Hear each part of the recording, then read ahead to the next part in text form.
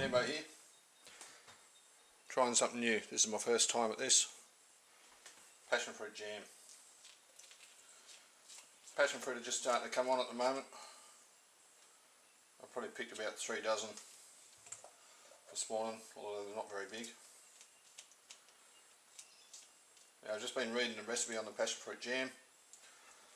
You need to remove the pulp from about 2 dozen passionfruit. I'm going to use a bit more because some of them are a bit smaller.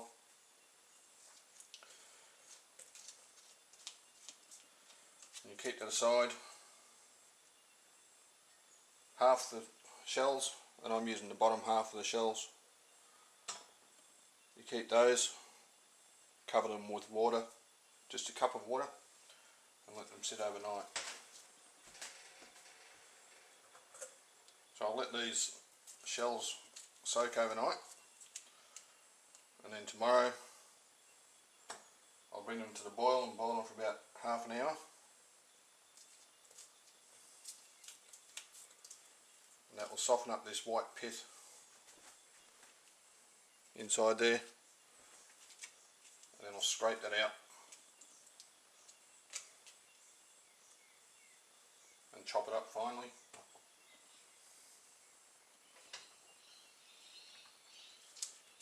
And then add sugar and lemon juice and just continue on with the jam making process like any other fruit.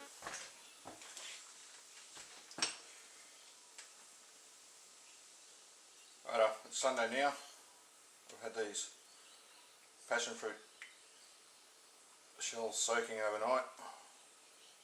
Got it this morning. Boiled them in water for, it only took about 20 minutes until this pith inside gets soft. And it's just a matter of separating the pith from the skin.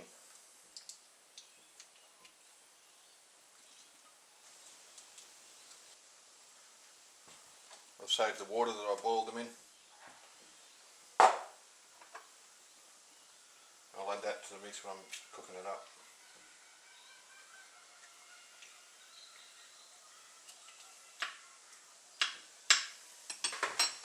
Just going to chop this up a bit.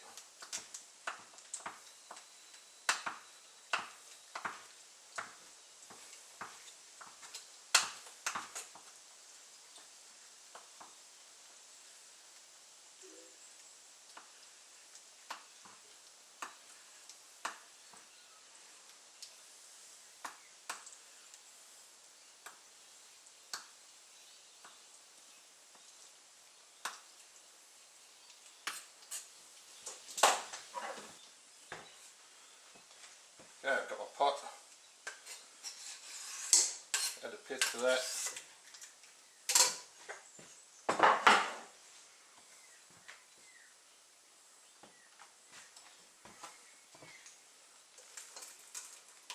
pulp from yesterday,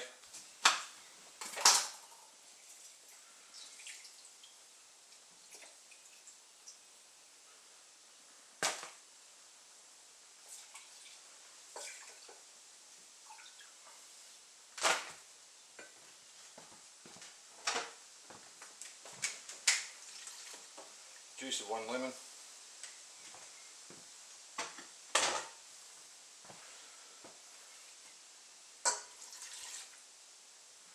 the water and sugar.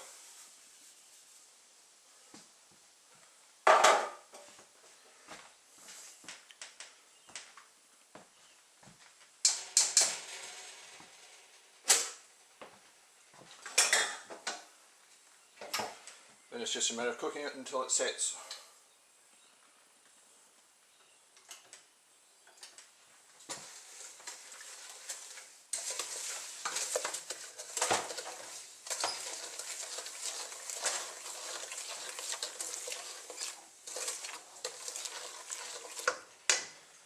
So I'll let this cook for a while, then I'll come back and give progress reports. You can see it's boiling fairly well. Just got to keep on stirring so it doesn't stick to the bottom of the pan.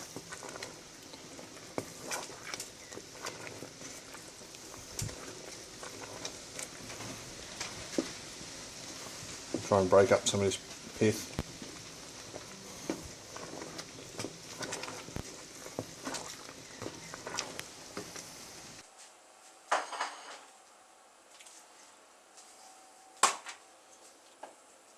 Okay, I'm back.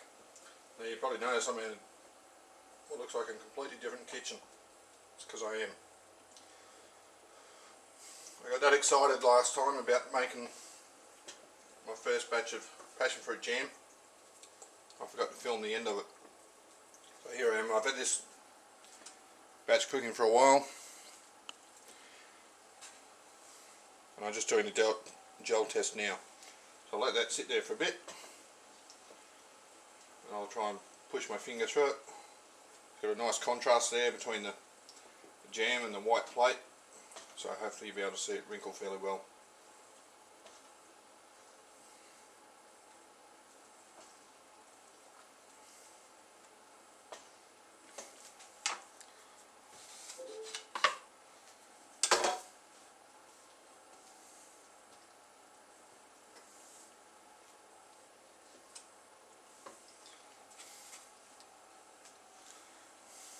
Righto, so you get the jam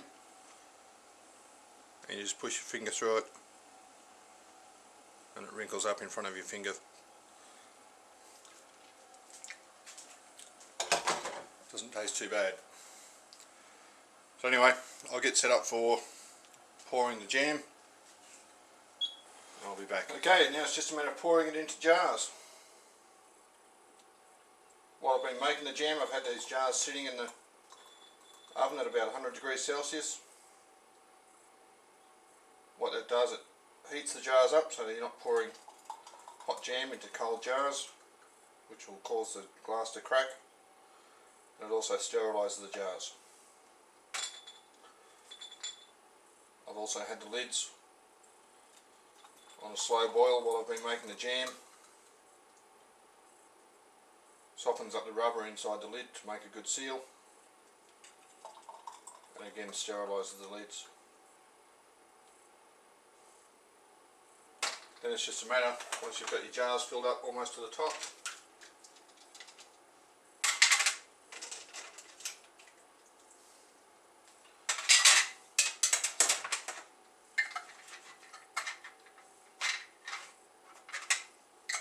just put your lids on, make sure they're on tight.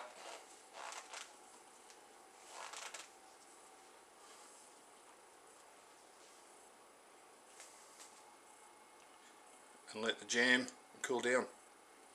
As it cools, it'll decrease in volume, the air will decrease in volume, and it'll create a nice vacuum seal in there.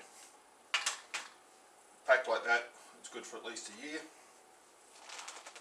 But once you open it, subject to spoilage, so you need to keep it in the fridge and eat it within a couple of weeks.